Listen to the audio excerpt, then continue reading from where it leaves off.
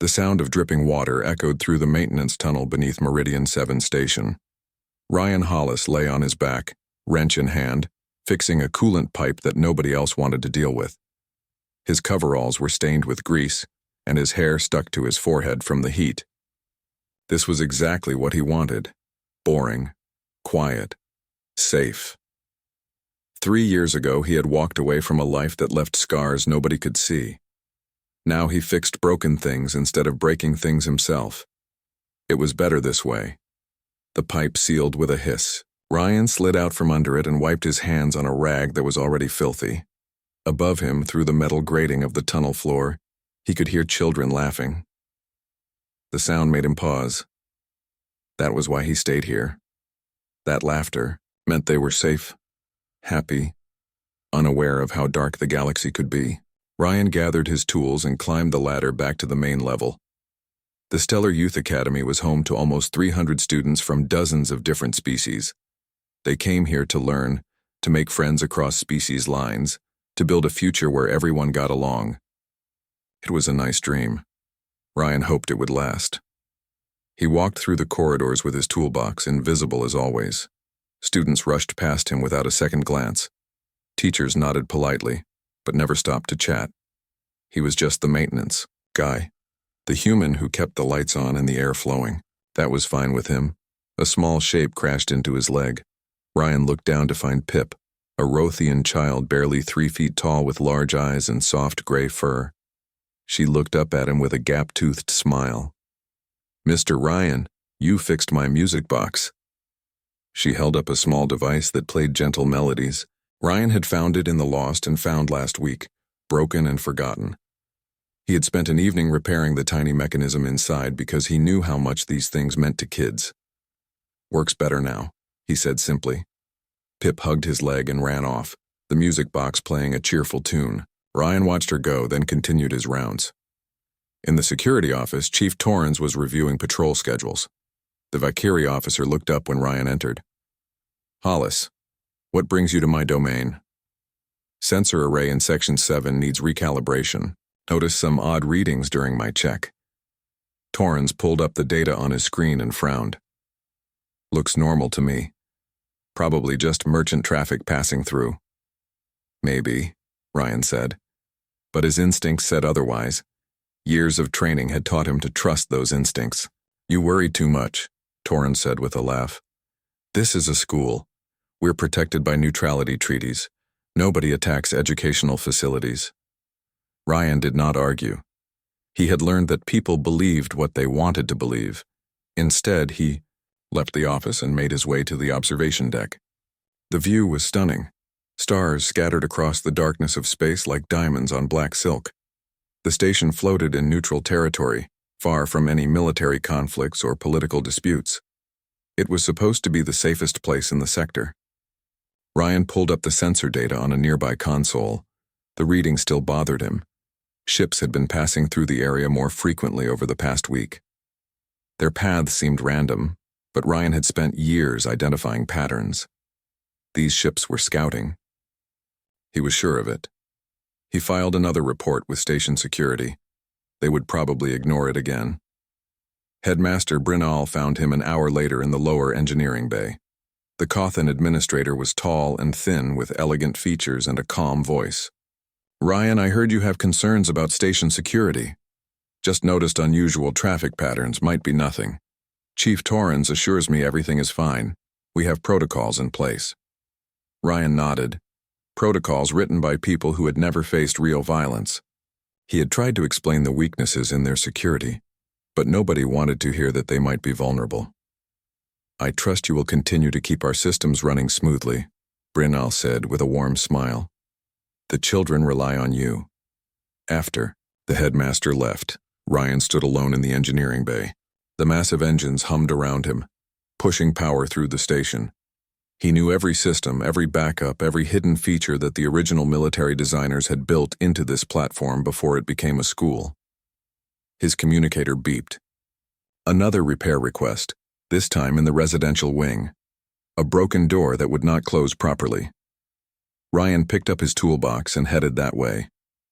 As he walked, He passed classrooms where students learned mathematics and history. He passed the cafeteria where different species shared meals and stories. He passed the recreation area where children played games that mixed traditions from a dozen worlds. This place was special. It represented something good in a galaxy that often forgot how to be good. That evening, Ryan sat in his small quarters and stared at the wall. Old habits pulled at him. He checked the security feeds, noting patrol patterns and response times.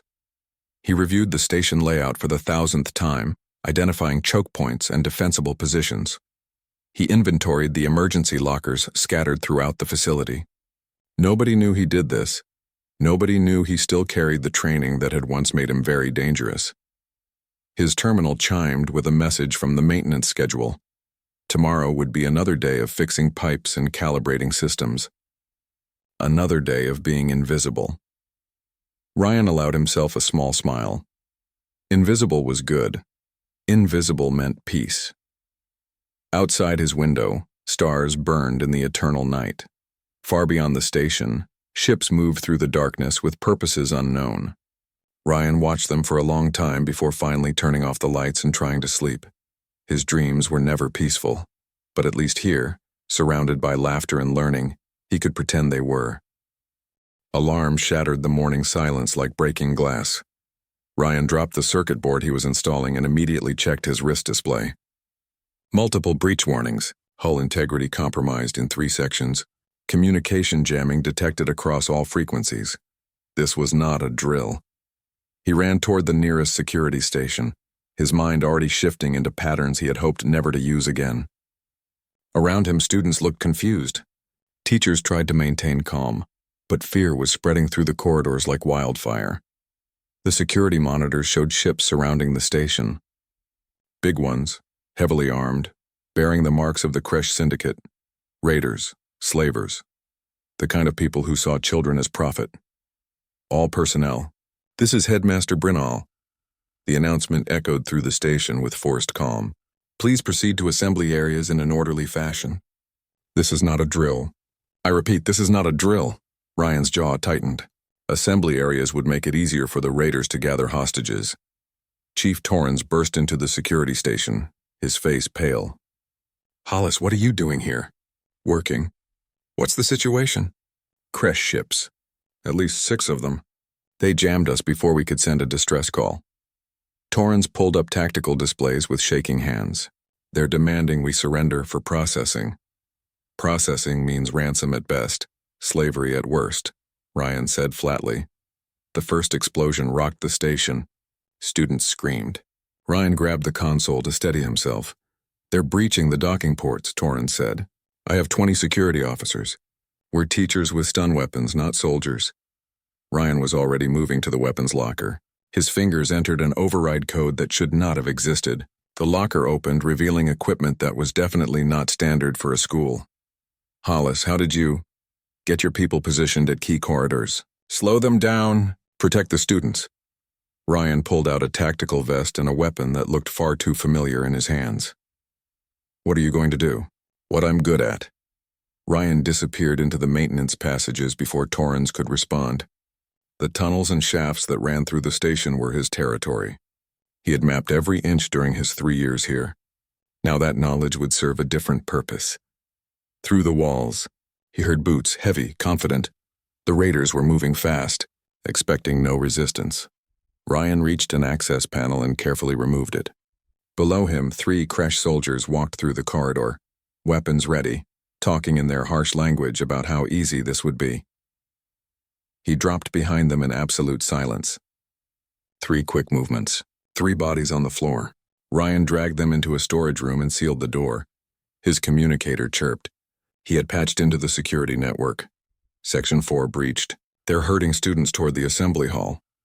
Ryan's hands moved across a control panel, accessing systems most people did not know existed. This station had been a military outpost once, decades ago. The bones of that past were still here, buried beneath layers of peaceful renovation. He sealed sections, cutting off raider access to certain areas. He rerouted power, preparing systems he might need. All the while he moved through the passages like a ghost. Another patrol. 5 soldiers this time checking classrooms. Ryan watched them through a ventilation grate, counting weapons, noting armor weak points, calculating angles. When they split up to search faster, he struck. The first soldier never saw him coming. The second turned just in time to register shock before darkness took him. The others heard the commotion and spun around, but Ryan was already gone, melted back into the walls. "Command, we have a problem," one soldier spoke into his comm. "Something's picking us off." The response crackled back in Kresh language. Ryan understood every word. His past had required him to know many languages. It's just station security. Find them and eliminate them.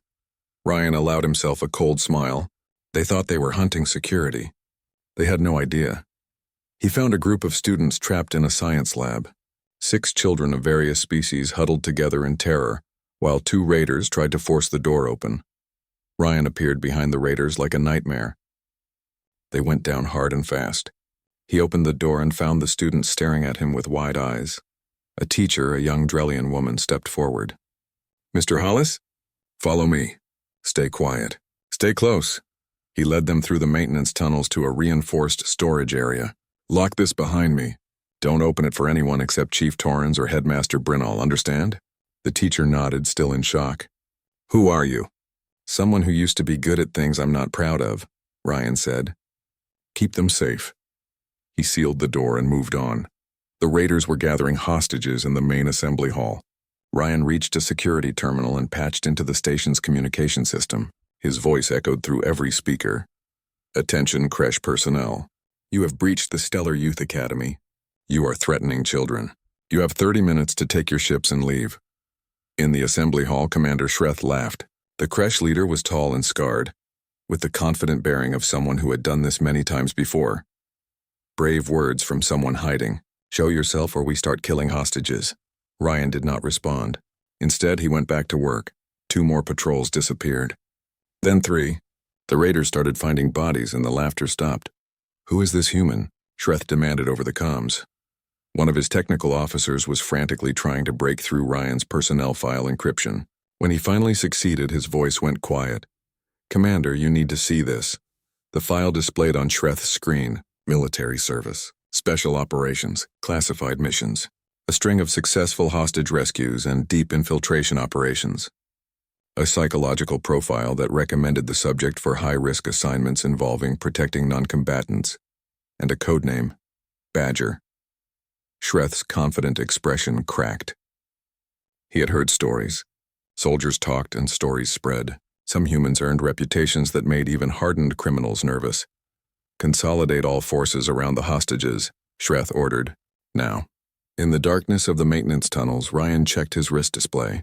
43 raiders left. Most were now clustered in the assembly hall with the hostages. He had moved them exactly where he wanted them. Now came the hard part. 217 hostages sat in the assembly hall, surrounded by armed raiders. Children cried softly. Teachers held students close. Parents who had been visiting for conferences clutched their young ones tight. Commander Shreth paced at the front of the room, weapon in hand, trying to project confidence he no longer felt. Half his soldiers were missing. Not dead in a firefight, just gone. Vanished like smoke. Status report. He barked into his comm. Perimeter teams not responding. Engineering section teams not responding. Residential wing teams not responding. Shreth's grip tightened on his weapon. 1 human.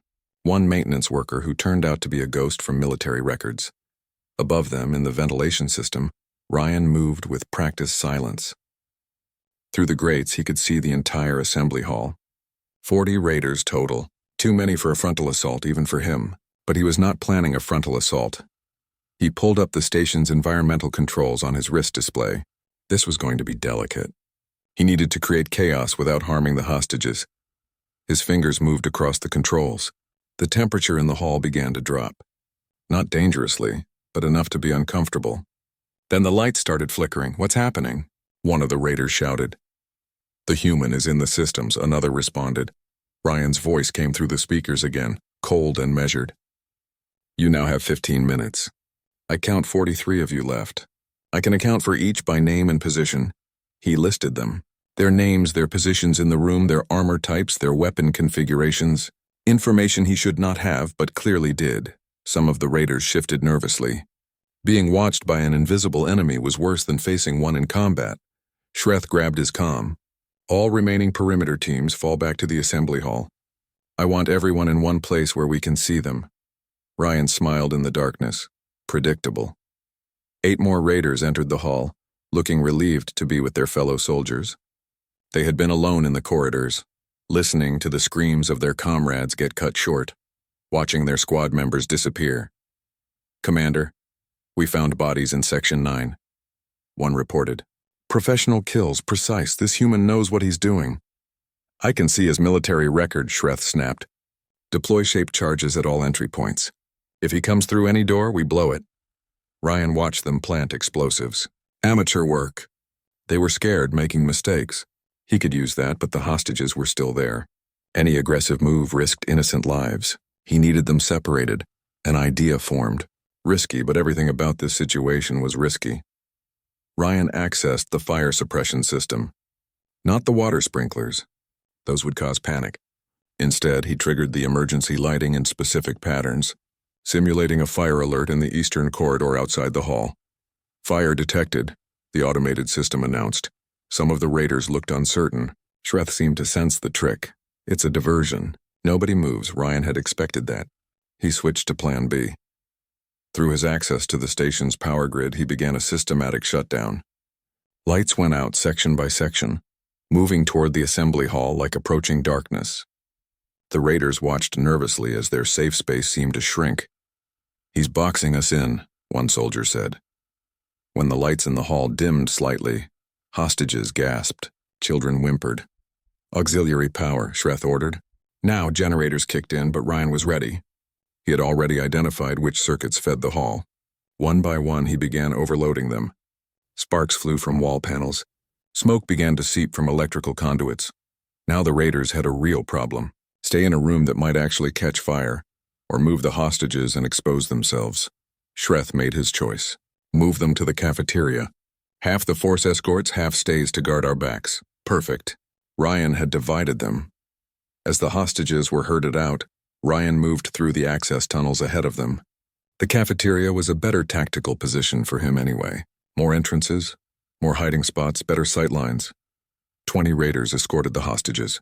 Ryan let them pass beneath him, counting heads, ensuring all the innocents were accounted for.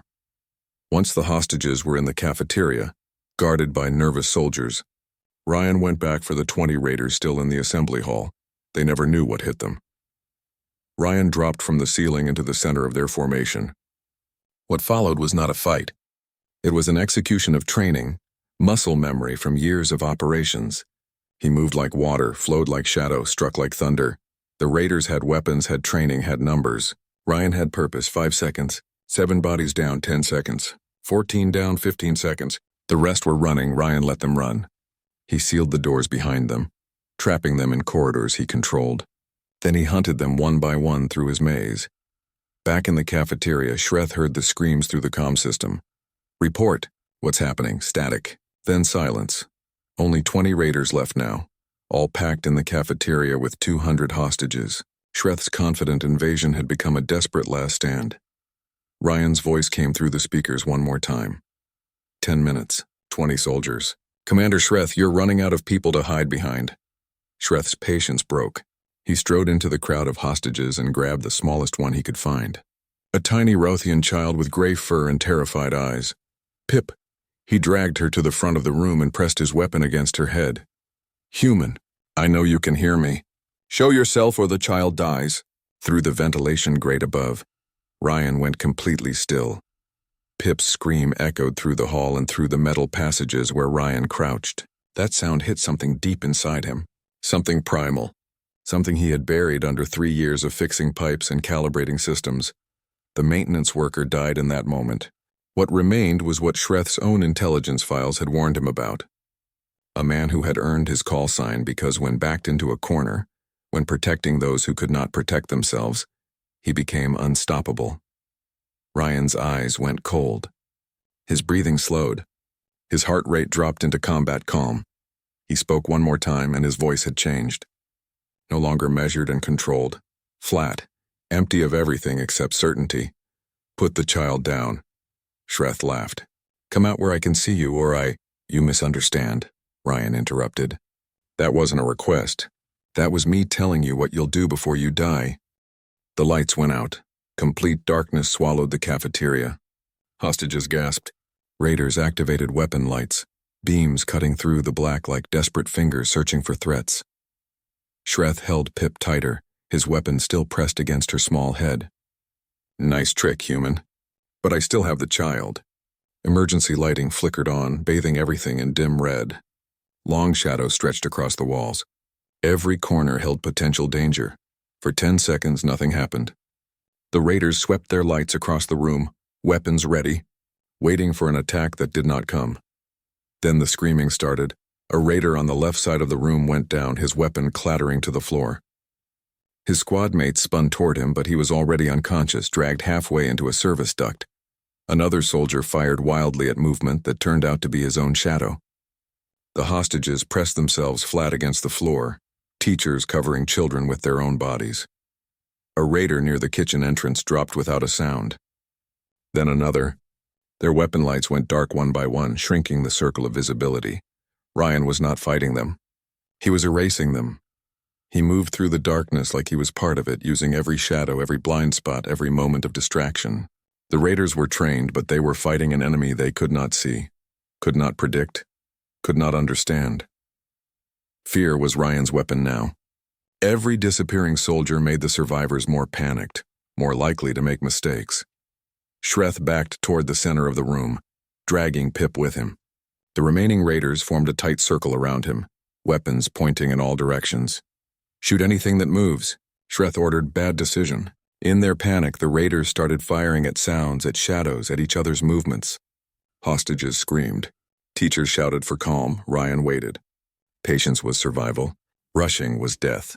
When the raiders paused to reload, he struck again. 2 more went down in the confusion. Then 3 more when they turned to investigate. 8 raiders left, clustered around Shreth in a desperate knot of fear and weapons. They stood back to back, trying to cover every angle at once. The light surged back to full brightness. Everyone blinked, eyes adjusting. In that moment of blindness, Ryan appeared. He stood 15 feet from Shreth's group, clearly visible, completely still. His clothes were torn and stained. His hands were empty, raised slightly in a gesture that could have been surrender, but his eyes held no surrender. They held inevitability. Let her go, Ryan said quietly. Shreth laughed, high and brittle. Finally. The ghost shows himself. He pressed the weapon harder against Pip's head. The little Rothian child whimpered, tears streaming down her furry face. You walk away now, you live. Ryan continued in that same quiet voice.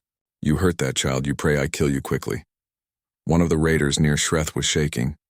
He had pulled up Ryan's military file on his wrist display and was reading the mission history. Operation after operation, hostage rescues, deep infiltration. A success rate that should not have been possible, Commander, the raider whispered. We should silence, Shreth snapped. To Ryan, you move, she dies. You try anything, she dies. You're 1 human against 8 of us. No, Ryan said. I'm 1 human between you and the door. You're 8 raiders between me and that child. The distinction seemed meaningless until it was not. Ryan moved. Nobody saw exactly what happened. One moment he stood 15 feet away.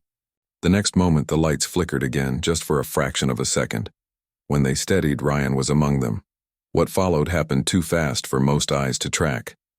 Ryan's hand redirected Shreth's weapon as it fired, the shot going wild into the ceiling. His other hand grabbed Pip, pulling her free with impossible gentleness despite the violence surrounding the movement. Shreth stumbled backward, suddenly empty-handed. He reached for another weapon. Ryan's boot caught him in the knee. The crack echoed through the room. Shreth went down hard. The 8 raiders tried to respond. They were too slow, too shocked, too bunched together. Ryan had already passed Pip to a teacher who appeared at his shoulder, seemingly from nowhere, but actually guided there by Ryan's earlier positioning. With the child safe, Ryan became something the raiders had no reference for. He did not fight with rage or hatred. He fought with surgical precision, each movement designed to neutralize threats to the hostages. A raider swung a weapon. Ryan redirected it into another raider's shield. 2 soldiers collided. 3 more tried to get a clear shot, but Ryan kept the others between himself and their weapons. In 20 seconds, it was over. 8 raiders on the ground, disarmed, several unconscious, the rest writhing in pain from precisely broken joints. Shreth lay where he had fallen, both knees shattered, weapon far out of reach. He stared up at Ryan with something between terror and awe. "What are you?" he gasped. "I'm the maintenance guy," Ryan said flatly. "I keep things fixed. I keep people safe." He turned to the hostages. 200 faces stared back at him. Some showed fear. Most showed relief. A few showed gratitude. Pip broke free from the teacher holding her and ran to Ryan. She grabbed his leg, buried her face in his hip, sobbing. Ryan's hand, still steady despite the violence it had just dealt, gently patted her head. "You're safe now," he said softly. "All of you." The doors burst open. Chief Torrens and his security team rushed in, weapons ready, far too late to help. They stopped, taking in the scene. Raiders scattered across the floor. Hostages unharmed, Ryan standing in the middle of it all with a small child clinging to him. "Hollis," Torrens said slowly. "What? Who?" "The raiders are neutralized. The hostages are safe. You should call medical for the injured," Ryan said. "And you'll want to contact Galactic Authority. This one needs to stand trial." He gestured at Shreth. Other children began approaching Ryan now, then teachers, then parents. They formed a circle around him, not threatening, but seeking the safety his presence represented. Pip refused to let go of his hand. Her small fingers gripped tight as if she feared he might disappear. "It's okay," Ryan told her. "The monsters are gone." Through the cafeteria windows, the Crest ships were already fleeing, their remaining crews abandoning the operation. Word had spread through their channels. The human called Badger was active again, and nobody wanted to face the Honey Badger's fury. 3 days after the siege, Meridian 7 Station buzzed with activity that had nothing to do with education. Galactic Authority ships surrounded the station. Investigators filled the corridors, taking statements, reviewing security footage, documenting evidence. Medical teams worked with counselors to help students process what they had experienced. Reporters waited outside the station perimeter, desperate for interviews. Ryan sat in a small medical bay, refusing treatment he did not need. A few bruises, some minor cuts, nothing that mattered. The doctor had given up arguing with him an hour ago. What bothered Ryan was the attention. Everyone wanted to talk to him now. Officials wanted statements. Military intelligence wanted debriefings. The media wanted his story. Other stations wanted to hire him. He wanted to go back to fixing pipes. A knock at the door. Headmaster Brinal entered, looking older than he had 4 days ago. The siege had changed him. Had changed everyone. "May I sit?" Ryan nodded. Brinal settled into a chair with a heavy sigh. "I have been reviewing the security footage, all of it." "What you did..." He paused, searching for words. "I do not know whether to be horrified or grateful." "Be grateful the children are safe. 27 raiders dead. 16 more injured. You fought like someone who had no choice," Ryan interrupted. "They threatened children. There was no other way." Brinal studied him. "Your military record was classified. Very classified. The Galactic Authority had to go through significant channels to access it. They tell me you were one of the best." Ryan said nothing. "They also tell me you left military service 3 years ago after a mission went wrong. Hostages died. You blamed yourself." "Because it was my fault," Ryan said quietly. "I was too slow." "They died because I was too slow. So you came here, to a school. To be around children you could protect. To be around children I could keep safe by keeping their systems running," Ryan corrected. "I didn't want to fight again. I wanted to fix things, not break them. Yet when the moment came, you did fight, and you saved everyone." Ryan looked at his hands. They were steady now, but he remembered how they had moved during the siege. Old reflexes, old training, old instincts he had tried to bury. "What happens now?" Ryan asked. "Now the galaxy knows what you did. Your name is spreading across every news network. The human who saved 300 innocents from the Kresh Syndicate. They are calling you a hero." "I'm not a hero." The children disagree. As if summoned by those words, small footsteps approached. Pip appeared in the doorway, clutching her music box. She looked at Brinal, then at Ryan, then ran to climb into Ryan's lap. She had not left his side much since the siege. The counselors said it was normal. She felt safe with him. Several other students were showing the same attachment. "Mr. Ryan," Pip said softly. "Are you leaving?" "No," Ryan said. "I'm staying right here. Promise?" "Promise." That seemed to satisfy her. She settled against his chest, playing with the music box he had repaired. Brinal watched them with a sad smile. "The Galactic Council is convening an emergency session. They want to discuss security at educational facilities across the galaxy. Your actions have started a conversation." "What kind of conversation?" "About whether humans should be hired for protection roles at vulnerable installations. Some species are advocating for it strongly. Others are afraid of what one human can do." Ryan's jaw tightened. One human can do a lot when children are threatened. Any species would do the same, perhaps. But your species seems particularly intense about it. The xenopsychologists are writing papers. The military analysts are studying your tactics. You have become a symbol. I don't want to be a symbol. I want to be the maintenance guy. A commotion outside. Raised voices. Chief Torrens appeared, looking flustered. "Hollis, there are representatives from 6 different stations out there. They all want to hire you. The offers are substantial." Ryan shook his head. "Not interested." "There are also 3 mercenary companies and a private security firm. The money they're offering is not interested." Torrens looked helpless. "Then what do you want?" "I want to go back to work. I have a coolant leak in Section 9 that still needs fixing." The security chief and the headmaster exchanged glances. "Ryan," Brinal said carefully, "after what everyone saw, after what you did, you cannot simply go back to being invisible. Watch me." But even as he said it, Ryan knew it was not true. More students appeared in the doorway. They did not enter, just stood there watching him, wanting to be near him. Teachers nodded to him with new respect. Parents whose children he had saved stopped him to offer tearful thanks. He was not invisible anymore. He could never be invisible again. That night, Ryan accessed his terminal. Messages flooded his inbox. Job offers, interview requests, speaking invitations. He deleted them all. One message caught his attention, from his old military unit. They had heard about the siege. They wanted him back for a special operation. Ryan read it twice. Then he typed a simple response. "I found my mission. I'm right where I need to be." He sent it and closed the terminal. Through his window, he could see children in the recreation area. They were playing, laughing, already bouncing back the way children did. Pip was among them, showing off her music box to friends. She looked up, saw him watching, and waved. Ryan waved back. Headmaster Brinal had offered him a new position. Head of security. Better pay. Real authority. Ryan had refused. But he had agreed to one thing: training the security staff. Teaching them what he knew. Making sure they could protect the students if something like this happened again. Because it would happen again. The galaxy was a dangerous place.